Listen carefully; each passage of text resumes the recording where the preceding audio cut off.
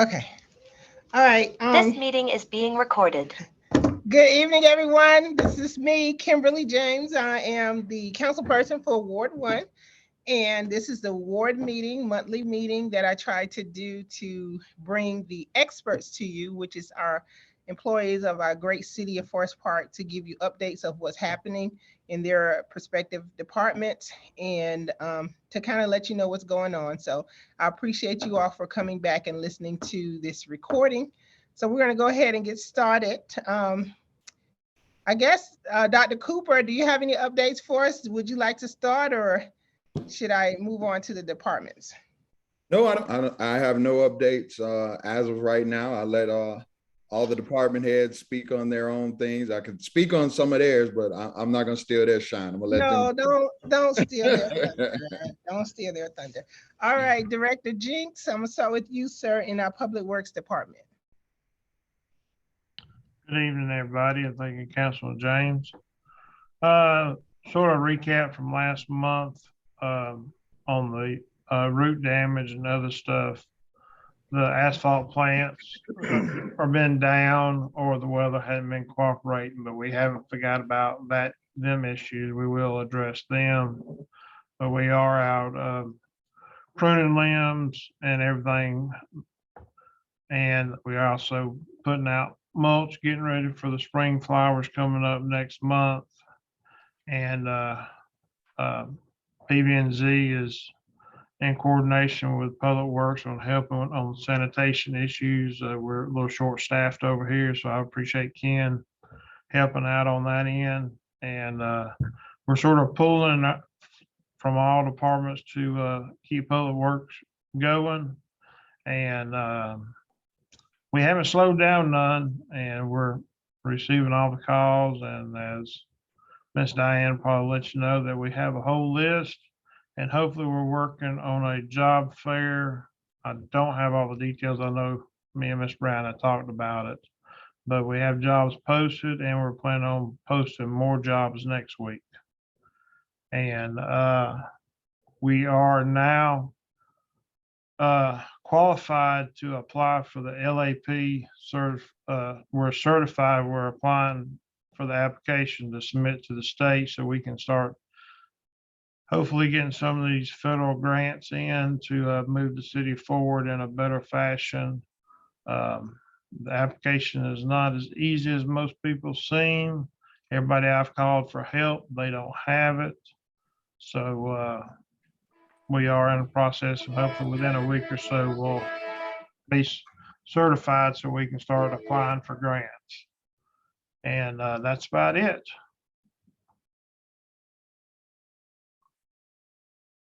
Thank you so much. Thank you so much for that update. We're going to move on to our HR department. Ms. Lewis, you have any updates for us? Definitely. We are hiring for several positions. So if anybody's interested in advancing their career, we have the following positions open. Mechanic, that's our fleet services department, Public Works. We're also looking for a park supervisor in our Public Works department. We're looking for a deputy city clerk in the chief executive office. We're always hiring year round for police officers. We're also looking for a fleet maintenance supervisor. We're looking for a communications operator part-time, and also we have a position for a communications operator full-time. The police department is also looking for an office coordinator, accreditation and quality assurance specialist, and a management analyst overseeing grants for the police department. They're also hiring for a firefighter paramedic, firefighter EMT. The Public Works Department is looking for a trade specialist and also a heavy equipment operator. If you're interested in applying for any of these positions, all you have to do is visit our website, www.forestparkga.gov. Click on departments at the top, scroll down to human resources, and click on job opportunities. And you can actually fill out your application online. And that's all I have for today. Have a wonderful evening.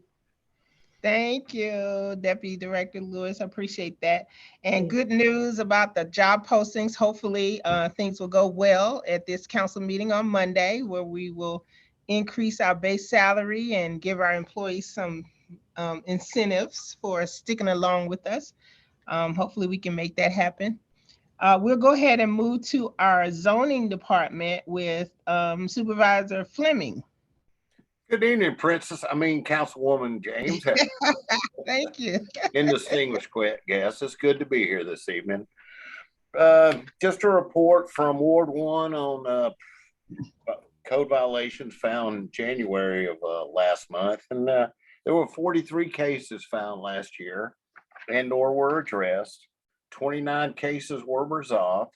That's good numbers. 10 still remain, carrying over to this month of February. And most of the cases were objects in the yard, furniture, appliances, junk vehicles. Had about 11 cases of that in Ward 1 last month. Debris in the yard. We had commercial vehicle. We're addressing commercial vehicles parking up and down Jonesboro Road now. I believe I mentioned this last month about that. We're on only 3 cases. I guess the truck drivers just don't have a place to park.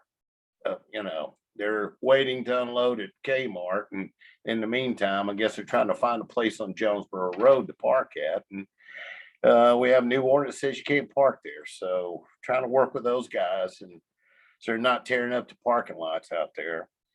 Now, I know last month we had in your ward, there was 26 cases, so it has increased. But I look at last year's cases, and we had 46 last year. So it's about average 43 this year. So we got a good crew out there, all ICC certified, and doing the best we can to keep the city clean and keep commercial vehicles out of the areas they shouldn't be, and look forward to the race. I hear you. Okay, we're gonna move on to our Recs department. Director Maxwell. Hey, good evening. How you doing? Good evening. Great. Just to let you know what we got coming up. We have youth baseball registration is going on now for T-ball, baseball, and softball. We go from ages 3 for T-ball all the way up to 17 for girls softball. We're also registering for youth girls volleyball, and that's ages 13 to 17, 12 to 17. And we're also registering for adult volleyball and adult basketball. We're also gearing up and preparing for our spring festival Easter egg extravaganza. That will be April the 16th. That's that Saturday before Easter. It'll be on the football field, and we're looking to have, once again, another large Easter egg hunt with about 10,000 plus eggs for the kids. So just make sure the community be aware of that and come on out and have a good time. And right now, that's all we have in the recreation department coming up.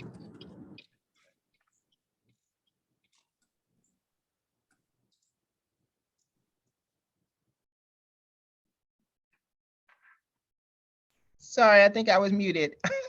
Thank you, Director Maxwell. We're gonna move on to our police department, Sergeant Zachary.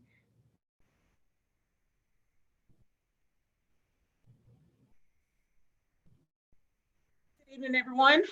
Sorry it took me a Good minute. evening. Good evening. It took me a minute to get unmuted. Hope all is well with everyone. I'll start off speaking about some of the past few months, some initiatives your officers have been involved in the community.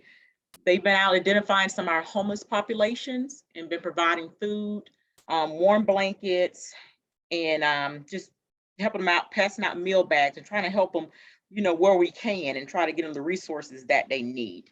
So the teams have been very active with that for the past few months.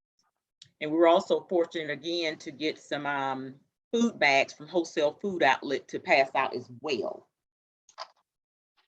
So moving along, overall, we had a decrease in our aggravated assaults, motor vehicle thefts, and entered autos year to date. However, there was a hot spot for January in the farmers market area. It was an increase in entering autos.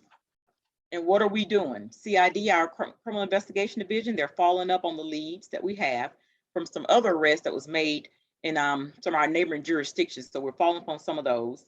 You'll see more officers and detectives out passing out flyers. And we're doing heavy directed patrol in those areas to try to deter some of that criminal behavior. We just ask that citizens or anyone, if you see anything, please call Forest Park to report it.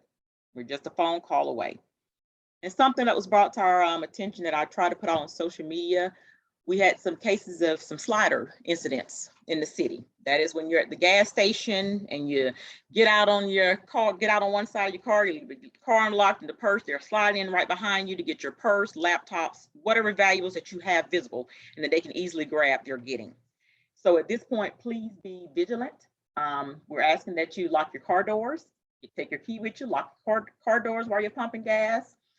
Just pay attention to what's going on around you. And again, if you see something, definitely call 911 immediately. And at this point, most everyone should be familiar with the cameras in the school zones. They're operational 24/7. They will send tickets for violations all day long. And the only measure that change is the speed miles per hour itself. During school times, 25 miles per hour. However, if it's during the day after school hours and it's 35 miles per hour speed limit, you're going to get a ticket if you exceed that speed limit. I'm going to give you a heads up of where the locations where they are, which I think I mentioned before, but we have them there throughout the county, throughout Clayton County, Henry County as well.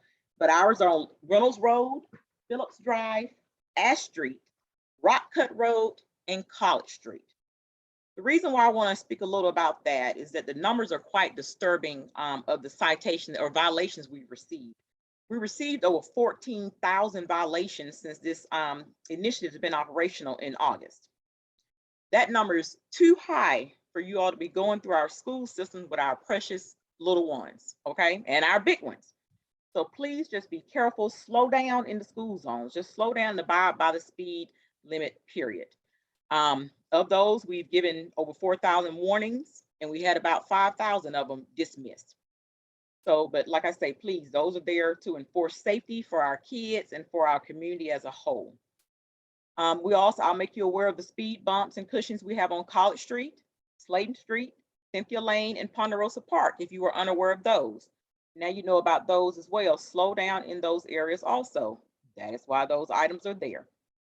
And I just received some information from Sergeant Gladden, I think about a stop sign installation on Cynthia and Pine Ridge, Springside and Pine Ridge as well. Please be careful and adhere to all traffic devices. See, I'll close it out with this. We're still hiring for police officers. Please feel free to come over or go to our city website and fill out application. We're taking applications. We're in the recruits in the academy coming March and April. We have 4 recruits in the academy now that will be coming out in April. So we'll be ready to replenish those guys with the new guys coming in. Anything further, we're out in the community doing what we do and what we love to do. If anyone needs anything, you know, we're accessible and you can definitely reach out to us and contact us. I'll give you the information, the phone number for the community affairs. You can reach myself at 404-366-7280. That's extension 109, Sergeant Zachary. And if you want to send an email, that same email address we put out there, the SP Community Affairs at forestparkga.gov. And again, people, please just slow down in the city, pay attention to your surroundings, and please call us to report any crimes that you see or anything of suspicious nature. We do not mind those calls at all. So please just work with us as we work with you to make sure Forest Park is safer and safer day by day. And that's all I have. Thank you all. Thank you, Sergeant Zachary. Appreciate that information. Do we have Director Abraham on the line? I see a City of Forest Park, and I'm not sure if that's you or not. Okay. All right. Ms. Dixon, do you have any updates for us regarding any events any council members are doing? Yes, Mr. Abraham sent me a message and they have a URA meeting and he totally forgot about it. So he will not be on the call. He apologized. Yes, we actually have a bingo night on tomorrow down at the Senior Center. from 5 to 9. So if you have any senior citizens that want to come out and have a good night of bingo fun and laughter, little food to serve them as well. But it'll be from 5 to 9 at the Senior Center right here in Forest Park. We have Food Truck Friday coming up again the 4th of March, and the theme is going to be Mardi Gras with the movie playing Princess and the Frog. So we're excited about that. But mainly just want to keep the community busy and having things for them to do. I know we do have a couple of things with the high school coming up that we're excited about. We have a caravan coming up. We're going to get that out to the residents to make sure that those houses that are on the route for the caravan can participate and show some love to the seniors that will be driving through with their families.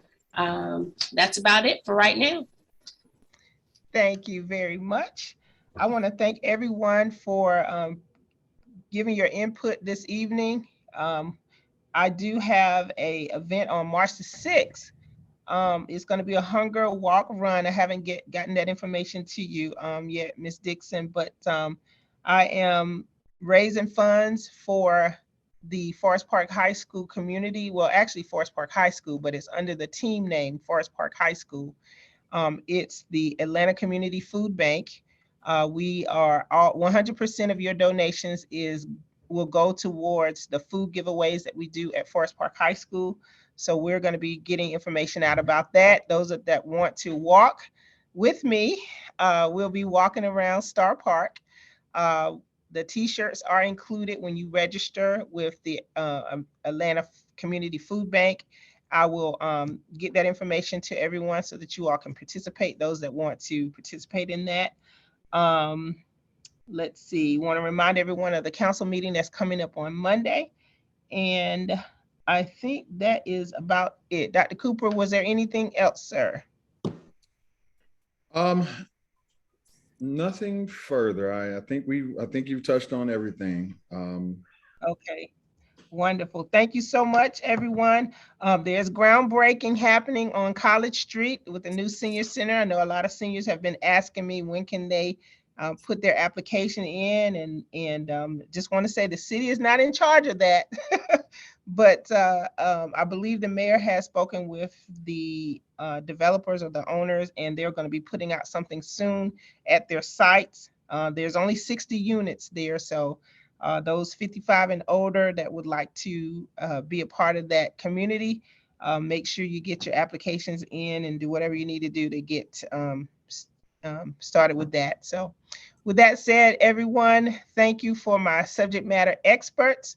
This information will be placed on the city's website under Ward 1. You'll be able to go back and get the information. You all have a great evening, and thank you for participating. Thank you. Have a great evening, everybody. Thank you. Thank you.